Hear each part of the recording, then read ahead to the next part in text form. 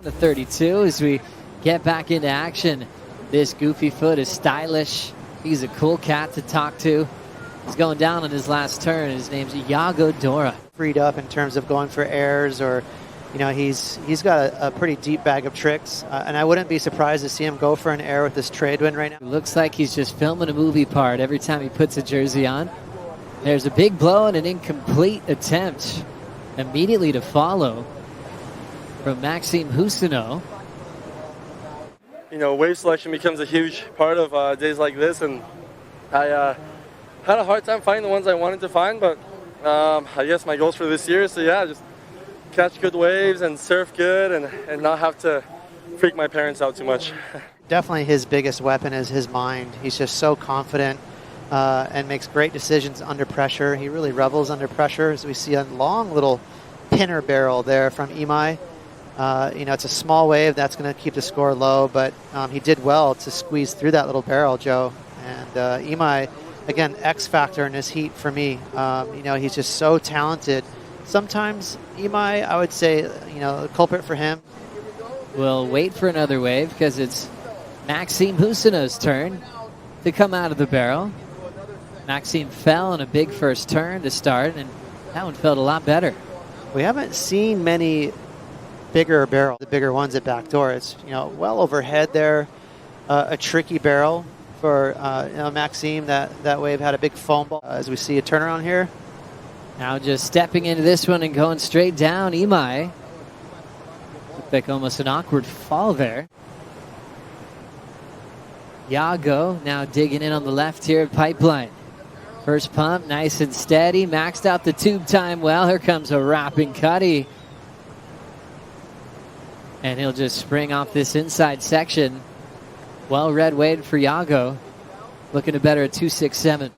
And we got almost a proper Pipeline barrel right here. That thing stood up overhead, peeled into that nice-looking sandbar right now, and Yago's such a stylish cat.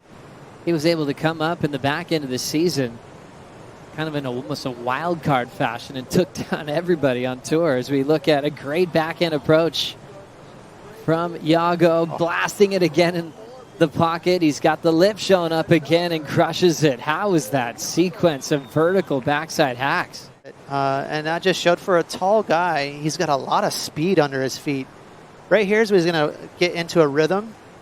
That was a nice whip snap, but this one's more vertical. But right there, he just pumps back into the pocket. Again, right here, pumps back into the pocket. So that was just a really high level of spray turns, especially for tricky sections at backdoor. Backdoor is not an easy wave to throw spray. It's just kind of a weird section. It kind of goes out to sea and towards off the wall. And so those were not easy to perform. Backing me and putting me in this event, fortunately we didn't get the best waves, but it was fun, and the contest is on, and guys are producing some pretty good surfing. So yeah, thank you to them, and of course just my family and just my full medical team that's been behind me this entire year to just get me back to 100%. In this heat that's underway, Yago hits it under the lip, nice and clean, and steps off. More waves on the way. Maxime with priority. It's been quite a road to recover. First seeing him surf again, I think all of us almost had tears in our eyes, and then let alone compete. So what a great road for Josh, heading the right direction. Nice setup there for a driving section to try to pump through, but just getting clipped on the effort. Tough one there for Maxime.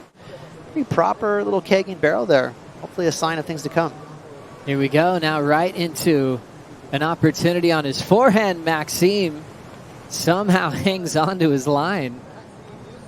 Those aren't clear with your exits. You have to fight for it. You have to have a strong stance and ability to move on the fly, and he'll force a completion there. The way he's picking off different parts of the reef. What'd you see here? Man, late drop. Just a manufactured doggy Dora. That wasn't a doggy Dora. Liam McNamara, local here on the North Shore. He's got a shop, and he's had so many visions like this. That was a beast, that wave he was talking about. Yago Dora attacking a fun-sized pipe barrel into a reverse on this inside section. He will sink, trying to ride away. And he said, oh, it's thick and juicy, just like Wendy's. He told somebody. That was the rumor. But Yago Dora, stylish cat. That was just a smooth little barrel. I'm waiting for him to get a ramp. I want him to see Yago get a proper section, because that boy can lift off. He can produce some really cool airs. But now we're talking, Joe. Look at the conditions. We're starting to see some pipeline. Making me hungry, Ross. Yeah, just amazing performance from Yago. There's that punt skill that he has. That really helped out surfers like Andy Irons not have to get busy and just get scores. They could wait and really perform, as we see Maxime throwing one away. But it really changed the game. Yeah, it's pretty easy to see some mist coming off the ocean surface when you're in the water or on the beach. And everyone stops what they're doing to watch the show as we watch Yago Dora has got a racetrack section cleared for takeoff. Full rotation, landing as soft and in so much control. Welcome to the Dora Show.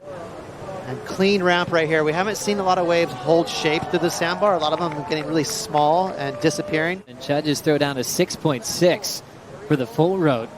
Deep in the barrel of back door, Imaikalani deVault just gets swallowed up. But he is running out of time. He'll try to force the issue here on a messy one on the inside. He's down on the shallow shelf. These wild cards having a tough time in the elimination round at the moment, losing Josh Moniz. Then Imaikalani deVault. Maxime moves on in second, and the win goes to Yago Dora as he'll move into the round of 32.